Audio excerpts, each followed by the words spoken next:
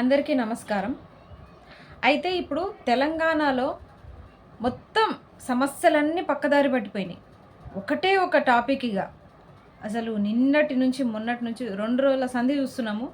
ఒక్కటే సమస్య కనిపిస్తుంది.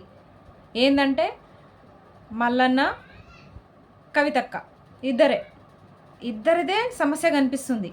నిరుద్యోగుల సమస్యలు గానీ, వేరే ఇతర ఏ ప్రజల సమస్యలు గానీ, ఏ సమస్యలు లేవు. మొత్తం హాట్ టాపిక్ మొత్తం కవితక్క, తీన్మార్ మల్లన్న వీళ్ళిద్దరు టాపిక్స్ మీదే నడుస్తున్నాయి. అయితే ఇక్కడ తప్పెవరు చేసిర్రో, అసలు ఇందులో ఎవరి తప్పుందో ఇదంతా చెప్పేంత గొప్ప స్థాయిలో మేము లేకపోవచ్చు.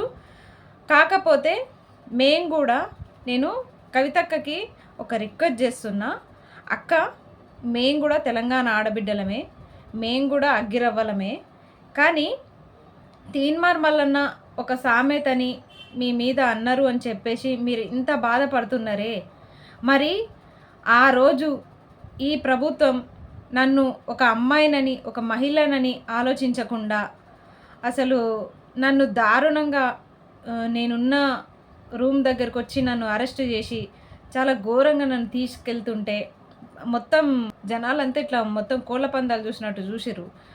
ఆ రోజు కనీసం ఒక మహిళగా నా తరపు నుంచి కనీసం మీరు ప్రశ్నించిర్రా? మరి నేను తెలంగాణ ఆడబిడ్డలను కాదా? అంటే ఈరోజు మీకు కలిగే బాధ ఆ రోజు నాకు కూడా కలిగింది కదా. నేను కూడా ఎంత బాధపడింటా, ప్రతి ఒక్కరికి సమాధానం ఇచ్చుకోలేక నా లోపల నేను ఎంత కుమిలిపోయింటా, ఎంతమందికి నేను సమాధానం ఇచ్చుకోగలను? కనీసం ఒక నిరుద్యోగిని, ఒక అమ్మాయిని అరెస్ట్ చేస్తే ఒక స్పందించే మహిళ లేక నేను ఆ రోజు ఎంత విలవిలలాడింటా. ఒక్కరు కూడా స్పందించలేదు ఆ రోజు, కనీసం ఒక్కరు కూడా. అంతమంది మద్దతున్నం తెలిపి కూడా కనీసము ఆ రోజు నా తరపు నుంచి, ఒక మహిళ తరపు నుంచి స్పందించడానికి తెలంగాణలో ఆడబిడ్డలు ఎక్కడ పోయిర్రని నేను ప్రశ్నిస్తున్నా. ఈరోజు ఇంతమంది మేము తెలంగాణ మహిళలము, మమ్మల్ని ఏమన్నా అంటే మేము అగ్గిరవ్వలం అవుతామని గట్టిగా మాట్లాడుతున్నారు కదా. మరి ఆ రోజు మీరెందుకు నా తరపు నుంచి ప్రశ్నించలేదు? నా తరపు నుంచి మీరు ఎందుకు మాట్లాడలేదు? నేను తెలంగాణ మహిళని కాదా? నేను తెలంగాణ ఆడబిడ్డని కాదా? నేను తెలంగాణలో బతకట్లేదా? నేను తెలంగాణలో పుట్టలేదా? ఇదే నా సూటి ప్రశ్న. నా ప్రశ్నకు సమాధానం ఇవ్వండి. మీ మనసు లోపల ఎంత ఆవేదన ఉందో ఈరోజు ఇప్పటికీ నేను అంతే బాధపడుతున్నా. అక్క, మీరు మాత్రమే కాదు కవితక్క, నేను కూడా ఒక మహిళనే. ఆ రోజు అంత దారుణంగా నన్ను తీసుకెళ్తే కనీసం తర్వాత రోజైనా సరే నేను ఇంత బాధను వెళ్ళబుచ్చుతుంటే కనీసం ఎవరు మాట్లాడలేదు. అది నాకు చాలా బాధను కలిగించింది. నేను కూడా తెలంగాణ ఆడబిడ్డనే అక్క. ఆ రోజు నేను ఎంత బాధపడ్డానో ఈరోజు మీరు ఎంత బాధపడుతున్నారో మీకు తెలుసు. ఇప్పుడు మీరు బహిర్గతంగా చెప్పుకుంటుండొచ్చు, ఎందుకంటే మీరు ఒక సెలబ్రిటీ, మీరు ఒక అధికారంలో ఉన్నారు కాబట్టి మీరు మీకు చెప్పుకునే వీలుంది. కానీ చాలామంది బయటికి చెప్పుకోలేక కుమిలిపోయే మహిళలు చాలామంది ఉన్నారక్క. అందులో నేను కూడా ఒకదాన్ని. రీసెంట్గానే జరిగింది. ఇప్పటిదాకా కూడా కనీసం నోరు మెదపట్లేదు నా తరపు నుంచి, కనీసం మాట్లాడట్లేదు. మీరు నేను చెప్తేనే మాట్లాడాలని కాదు, సాటి మహిళగా ఆ రోజు ఎందుకు మాట్లాడలేదని నేను ప్రశ్నిస్తున్నా. మరి ఈరోజు మమ్మల్ని ఒక్కరినేమనంటే ఇంతమంది, కవితక్క మిమ్మల్ని ఏమనంటే ఇంతమంది మీ వెనకాల వస్తున్న మహిళలందరికీ కూడా నేను క్వశ్చన్ చేస్తున్నా.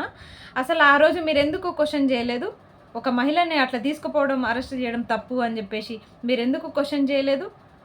ఆ రోజు ఎందుకు మీరు సైలెంట్గా ఉన్నారు? అంటే మేము మహిళలం కాదా? మేము ఆడబిడ్డలం కాదా? మేము తెలంగాణ ఆడబిడ్డలం కాదా? దయచేసి అక్క, మీకు మాత్రమే కాదు, మాలాంటి సాధారణ మహిళలకు కూడా కొన్ని ఇబ్బందులు ఉంటాయి, కొన్ని రకాల బాధలు ఉంటాయి. అంటే మీ వరకు వచ్చేసరికి అది బాధ అనిపిస్తుంది, మా వరకు వచ్చేసరికి బాధగా లేదా? నేను ఆ రోజు ఎంత ఇబ్బంది పడ్డానో తెలియజేసే ప్రయత్నమే నేను చేస్తున్నాను. ఎందుకంటే ఈరోజు మీరు పడుతున్న బాధ ఆ రోజు నేను కూడా పడ్డాను, చాలా ఘోరంగా. ఇంకా మీకన్నా ఇంతమంది సపోర్ట్ ఉన్నారు, కానీ నాకు ఆ మాత్రం కూడా లేరు ఆ రోజు. మీకన్నా ఇంతమంది వెనకాల సపోర్ట్ ఉండి మా అక్కనంటవా అని చెప్పేసి క్వశ్చన్ చేస్తున్నారు తప్ప, మాలాంటి నిరుద్యోగుల్ని అరెస్టు చేస్తే, నిరుద్యోగ మహిళల్ని అరెస్టు చేస్తే అడిగే దిక్కే లేదు.